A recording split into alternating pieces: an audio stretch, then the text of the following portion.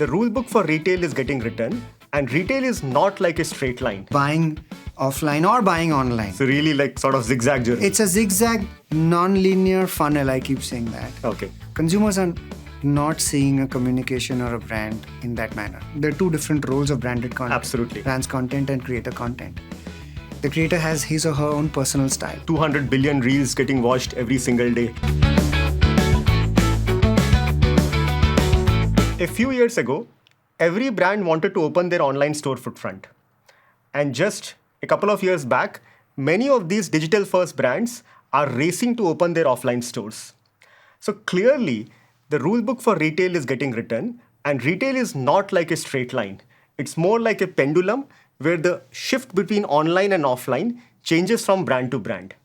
Joining me today is Saugato, Director of D2C, Auto and CPG at Meta. I have heard Saugato speak multiple times on many of the Meta events, talk passionately about full funnel and how the top, medium, and mid and bottom funnel are driving both online and offline conversions for brands in the CPG, D2C, and auto space. I'm super excited to have Saugato join me today and really have this candid conversation on how brands are seeing omnichannel growth. Saugato, welcome to Omni series with AdYogi. Thank you. Thank you, Anshuk. I rarely hear such kind words, but thank you so much. It's really an honor for me to be here with you today and really excited to share and jam with you over everything omnichannel. Very interesting. So let me just start with talking about D2C. Right? D2C, as we all know, is direct to consumer. We saw that in the last 10 years, D2C has really grown in India. So many startups actually emerged in the D2C space. Many of them started scaling very rapidly on their brand websites. But last few years, we've also seen many of the brands adopted two-pronged approach. So while they continue to scale their online, they're also starting to open their offline stores. And case in point is a brand Bewakoof. It's a brand which is a Gen Z brand, selling quirky t-shirts mostly. And they were one of the poster boys. They are still the poster boys of D2C in India. And lately, they've opened stores in Bangalore. I know they've recently opened a store in Delhi, now expanding to tier 2 cities like Chandigarh as well. According to you, why is this shift from online to offline, or sort of this two-pronged approach sort of becoming popular among D2C brands? So, Anshu, before I answer that question, if you work closely with Bewakoof, will they be very offended if they know a Gen Xer like me is also wearing their t-shirts? I think they'll be super happy because and start targeting campaigns towards Gen X users as well. No, to come back to your question, I think one is we use this term very loosely, Anshuk, about D2C brands. And I have the privilege of working very closely with many of them at Meta. Okay. Brands actually have channels with which they reach and engage and transact with consumers, and Yes. they build a relation with consumers. As India got more digitized, you saw a democratization of digital-first brands, and we Yes. started calling them D2C brands, but Yes. actually it's the first channel they adopted. But because they adopted their first channel, they also got their first set of consumers on that channel. Yes. They built their first loyal repeaters on that channel. But like with every other business, you need to expand. Yes. And that is the journey that we now call omnichannel, because you build your first seed or the first X million consumers online. They are, of course, influenced totally online. Yes. Then you go to marketplaces, and then you very rapidly also go offline. The reason this works for a lot of brands is because it builds the entire experience. Nothing works and talks like how I feel a certain brand, whether it's a beauty brand or a health or wellness brand or a fashion brand or any brand or an accessories brand, when I can touch and feel it. So the tangible Yes. experience builds the brand. It also elevates credibility when people can see tangible stores in market. Yes. Right? More importantly, with more and more sophisticated digital platforms like ours, where brands are able to leverage audiences and stitch their data with ours, they are also able to influence Yes. in a more efficient and profitable way. This seamless omnichannel influence online evaluate online, Yes. second evaluation offline, Okay. and then buying offline or buying online. So really like sort of zigzag journey. It's a zigzag non-linear funnel. I keep saying that. Okay. The classic inverted pyramid Yes. rarely ever exists now. Right? Now, because of the democratization of digital and the so much stimulus that we are experiencing across digital platforms such as Meta, you are at all stages of the funnel at all time. Yes. Right? And then you go offline to buy or to evaluate. You sometimes don't even buy. You come back. You read up more about it, and then you go back and buy. So all kinds of cycles are happening. So it's also a more profitable channel then for this digital first, digital native business, because People already know the brand. Now they're just they know walking the into the brand. store. They walk into the store. Yes. They can experience more SKUs, more products and more offerings. The AOV increases. Correct. Yes. The return is not there. Yes. Right? So it becomes more profitable. It is a slow burn. The experience has to be top notch, but it definitely adds a layer of brand and profitability to it. So which is why you see many brands as part of their expansion journey Yes.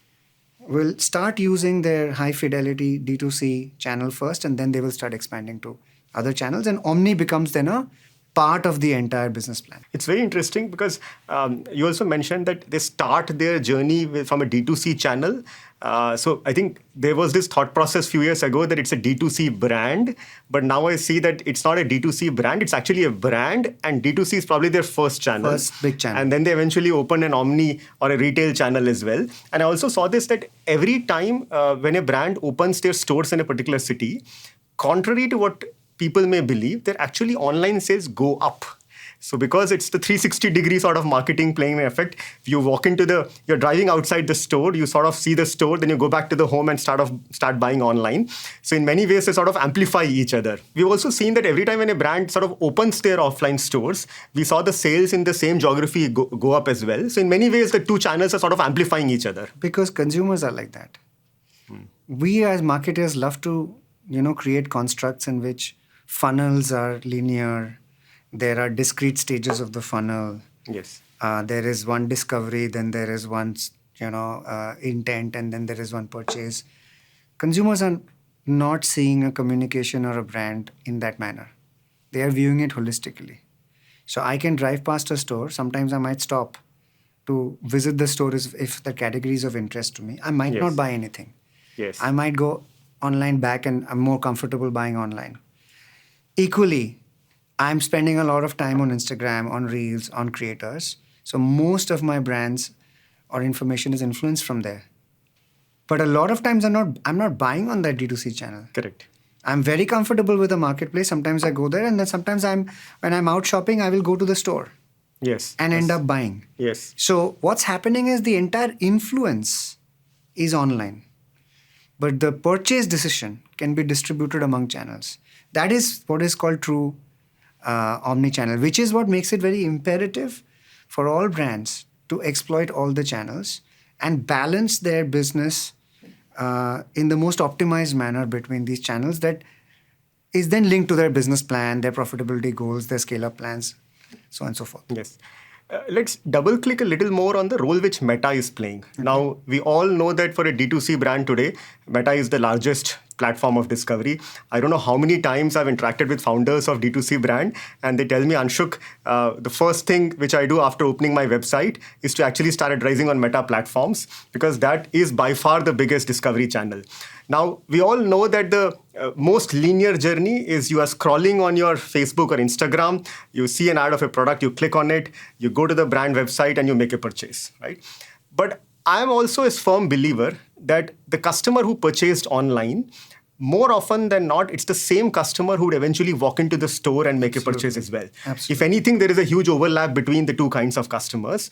So I would also believe that if the customer is watching a reel, chances are the customer will also walk into the store and make a purchase. Yes. So Meta in many ways is not just driving online sales, it may very well be driving offline conversions as well. Which brings to my next question, that what is it that you're seeing Meta do to sort of help brands use the Meta platforms to drive real world offline conversions and sales? Excellent question, Anshuk. First and foremost, let's start from the basics. It is the largest discovery platform in this country and in the world. It is structured to be discovery. Absolutely. People go to Meta not particularly looking for something, but wanting to be entertained or informed about what their interests are, what their communities are. In the process, they discover. That's how it works. And I also heard some 200 billion reels getting watched every single day. Clearly, it's a... the numbers are fairly staggering. And the largest country by user base has always been India, and that continues to be the case. So a very large part of the consumption of reels, sharing, creation in very large numbers are happening in India. Yes. So what that does is it's a massive discovery engine, right? It would be fair to say that nearly the majority of discovery of brands is happening here. But then what happens after that is the process of search, evaluation, Yes. inquiry, The zig-zag. the zigzag of the funnel. Okay. That can happen on the website. And we see that happening. So there are, of course, direct measurements that show how did we drive website traffic. But equally, when you start doing cross-channel measurements, you start seeing the impact of what you saw on Meta on marketplaces. Yes. I have had worked with brands where when they tried to do an incrementality study to see if they didn't do Meta, what is the impact on marketplace search? They actually saw very significant impact. Wow. That's Right? very interesting. Similarly, we worked with fashion retailers in the past where, D2C fashion retailers who have started opening stores where they actually saw that if they switched off Meta, they actually had a very deep impact on even their store footfalls. Okay. To your point about sometimes when you open a store, you start seeing more online sales. Yes. But if you take the online discovery away, you will start seeing the difference in offline footfalls and offline sales. I'm not surprised at all. In fact, I have brands tell me that they have people walk into their store with sort of screenshots of products which they have seen on Meta platform saying that they want to buy the exact same product. So clearly, if you switch off those ads, people are not going to walk in as much. Style comparison, SKU comparison, touch and feel, price comparison. So you find it you discover it online. You then have gone to a marketplace to check price. Then you want to go offline into the store and see do you get a better deal there? Do you get a better SKU there? Do you get a more preferred or wider range there? All things are possible. Correct. That's how consumers are buying. Indian consumers are looking for quality, assortment, wide choice at a certain price. So the discovery is happening online, but Yes. the offline, the omnichannel is the way for all sorts of purchases to happen. And we see that in multiple use cases, it's happening in beauty. It's happening a lot in fashion because fashion is one of the largest categories. Fashion is also where a lot of D2C channel first brands are going offline and building their stores. Correct, yes. And building it. I see that a lot. And now the final part of this puzzle was always measurability. Yes. And attribution. Longest challenge. Yes. Because most marketers and most decent marketers now realize last click attribution is absolutely incorrect way, right? Just because... I don't know how many founders have told the same thing. Absolutely. But there was always a problem of measurability. Correct. Now with measurable tools and attribution tools firmly in play, you're able to actually see whether what you did online, whether that meta ad actually led to a differential or an incremental offline purchase or an offline visit or a website traffic. You're able to measure all parts of that omnichannel journey. So that this entire cycle is coming together. So the ecosystem is actually playing out in a way that D2C brands are finding it more and more compelling for them to be completely omnichannel. And now with different products, so we have social, we have messaging, you're able to then stitch the experience together. Yes. I've seen the ad, I chose to go to the store, but I didn't buy anything. And then I get a message from that store or from that brand of that store. Yes. Hey, new collection in place. So there's an ability to, at a geolocated level, at a hyperlocal level, to keep sending me very personal communication to help me keep doing the evaluation more and more before I make the purchase. And any specific products which Meta has rolled out now to drive really offline store footfall and sales, which let's say some of the brands which are watching this can actually utilize on? Yeah, I mean, look, the products are continuously getting better. So first and foremost was the signal strength, Yes. which is of most important and basic foundation. I need to know what kind of people are visiting my website and now what kind of people are coming into my store. So now with both web CAPI and offline CAPI, we are able to send back that signal, Yes. right? And receive the signal. The D2C brand owner is able to share that signal back, optimize basis that signal, right? Also measure, Yes. based on the signal. Finally, then the optimization happens on web. It can happen on towards the marketplace. It can happen offline. Yes. So the signal strength is getting better. The quality is getting better, right? Next comes the ability to geo-target and hyperlocal targeting. So we are able to, let's say, one fashion retailer, a fashion D2C brand that has opened its own stores in the large cities of India, first started off with awareness campaigns, Okay. but geolocated to the city where they have stores. Okay. Okay. So only in the vicinity of the store. Vicinity of the stores or nearby, let's say a large vicinity around the stores that have opened, or there's a new collection, there's a new store, or there's a new event happening for a fall season, winter, or a summer collection, or a new collection that's coming in, or a Gen Z collection that's coming in. Yes. All kinds of use cases, you're able to then drive awareness Yes. of the same. And with that awareness, you're able to then drive CTAs where either you get directions to the store, or you can shop online of the website of that brand. Okay. Okay, or you can know more about the new collection, right? What has now happened is the next step, which is the omnichannel ads product has now rolled out, which fundamentally now then takes the entire signal, which is a combination of aggregated signals for web intent, app intent, as well as offline intent, and therefore brand can then optimize for all three outcomes. Okay. Okay. Understood. Right? And that's what's happening as a second stage right now. We're in the midst of that, where we rolled out to a lot of advertisers the ability to go omni-channel, where you can then get results across all these three different channels. Okay. Right? So clearly, like 3 phases of Omni. Yes. First, get your signals right. Get your offline conversion API. Then get your awareness up. Get your awareness campaigns up and running in the vicinity of the store, and then actually optimize your meta campaigns to drive online and offline conversions. Conversions to the stores and to the websites. Okay, very, very interesting. I also want to sort of touch upon a sort of a problem statement I come across very often. Yeah. So when we talk about brands in the apparel space, 3,000, 5,000 INR, we've usually seen that the experience is you click on an ad and you make a purchase. Mm-hmm. But take the case of a brand in our portfolio which is in the lab-grown diamond space. And we have seen many of those brands, the behavior is not you click and you buy a lab-grown diamond, maybe a value of 1 lakh plus on the website. The behavior is more that you may click, but you may still go to the store to buy, or you may still want to have a conversation with the brand, because it's more of a consultative selling and not necessarily like a direct purchase. Yes. We have seen that WhatsApp as a platform has started playing a key role there. Have you seen some interesting use cases of how brands are utilizing WhatsApp specifically to drive their omni sales? Oh, a lot. In fact, with the size and scale of WhatsApp in India, it's the first. We call it the internet census of India. Like when anybody buys a phone, maybe the first app is either Instagram or WhatsApp, right? So number of WhatsApp users is equal to the number of nearly internet equal to the internet users Okay. in India, right? Okay. And it's the app where you go to every day, so many times a day for communication, transacting, sharing. In fact, a lot of reels are getting shared there on WhatsApp, right? From Facebook and Instagram.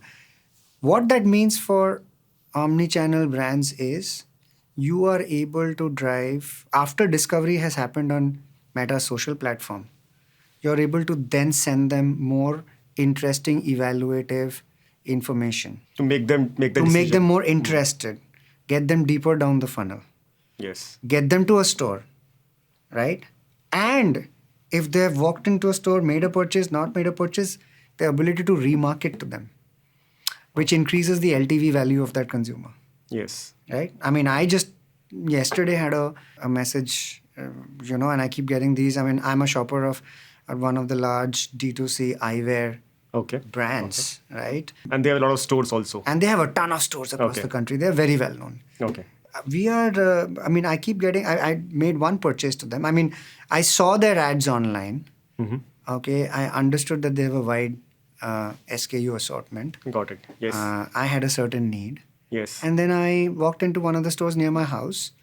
And I have been since then constantly updated, getting updates on store nearby, new store opening, Okay. new ranges coming in. On WhatsApp. On WhatsApp, on new sales. Very interesting. Yes. Right? I got that yesterday. Okay. Directing you to the store or? Directing me to store. Okay. So it allows me to do two things: shop online or go to the nearby stores. It's the same message. Understood. Like I can't show it here, but so I was sitting here in office and I allowed access to my location and it showed me the stores nearby at Sion Kolivada and at Bandra Linking Road. Clearly like an Omni. It's totally Omni. Okay. I don't live here. I work here. Yes. In this location at BKC Correct. in Mumbai. Yes. But I live somewhere else in another part of the city. And I bought somewhere else in another part of the city. But because of WhatsApp, it's behaving truly omni-channel. If today I just needed to go quickly and buy another pair of spares, suppose I've lost my eyewear, I don't have to go back. I mean, I can interact with this WhatsApp channel of this brand and understand which are the stores close by and go. Yes. So clearly Omni story is not full without having a WhatsApp in the place. I think very good example which you shared as well. So just going it a little more further, I think no discussion of Omni is complete without talking about content. Sure. And I know that 10 years ago, the biggest real estate would have been like a giant billboard on a busy street. I remember my days in New York when I used to walk past Times Square, you would see like massive billboards. And I know those billboards still exist today. But one of the real estate, which if I may call it a real estate, which is really fast growing, is creator reels, right? And we are seeing in many ways, creator reels have massive reach. We spoke about 200 billion. We spoke about it showing to the right person at the right time using the Meta AI tools. So in many ways, creator is like the new billboard. And we see massive creator content getting generated as well. What has been your experience of how brands are using content and creator ecosystem to grow their Omni sales? Look, brands are so aware now. They see it all around them. We see it in our stats and we see it in all third-party or even consumer surveys and understanding that, for example, Instagram is home to the largest creators of Meta in the world, in India. Wow. Okay, yes. By far. Okay. Even consumers say that to us, that by far the number one platform where they interact with creators is Instagram. So surprise, and there are many categories there. Mm-hmm. There's beauty, there's fashion, there's makeup, there's movies, there's entertainment, there's fitness, there's sports. But coming back to omni-channel brands, they get the fact that creators add this personalization, this authenticity, and this credibility. Yes. That most branded content cannot achieve and should not, frankly. There are two different roles of branded content. Absolutely. Brands content and creator content. The creator has his or her own personal style. Which is what it brings into the content. That is the super fuel. Yes. Driving Reels and Instagram. Yes. And that super fuel is now being leveraged by these D2C brands through the power of our AI, through the power of creative diversity and the freedom that they give to these creators to then create, one, awareness about their D2C or offline brand. Two, even show store experiences. Yes. So you see both kinds of creator content. One is, you talked about Bewakoof. There'll be creators for Bewakoof or some of the fashion brands I work with. They are heavily, or beauty brands, heavily into creators who are creating desire and information dissemination about the product. Yes. The ingredient, the make, the silhouette, the colorways, or even just creating desire by the sheer looks and the aesthetics of it. There's the other content genre where the creators are actually taking them into the store for the store experience and showcasing the new launch that just happened. Yes. Both cases are getting targeted based on the signals that we talked about in an earlier part of the discussion from OCAPI to the audiences who are likely to either buy online or on marketplace or offline. So the creators creating the content, the AI is delivering it to the most relevant buyer in the ecosystem in a hyper-local, geolocated manner. So for a business, it's the intersection of two fantastic forces: great content, great targeting. Amplified by the AI. Amplified by the AI. Got it. and Yes. therefore great ROI. Yes. In fact, now that you spoke about it, we saw this very interesting campaign which one of the brands only did.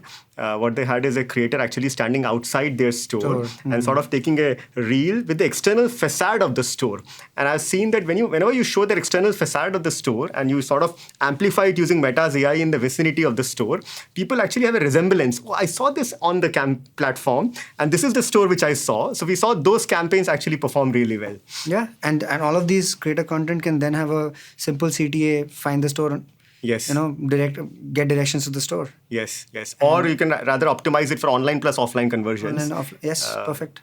Absolutely, very interesting. So Omni journey has actually come a long way, right? From many years ago, when brands were not able to measure, they always felt that, look, there are people walking into my store, so somehow my online campaigns are impacting my offline.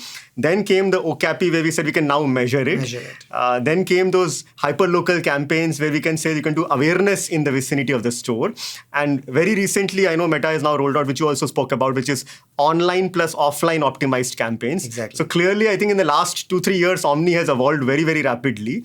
There's another stage, right? And which is now the stage of incrementality.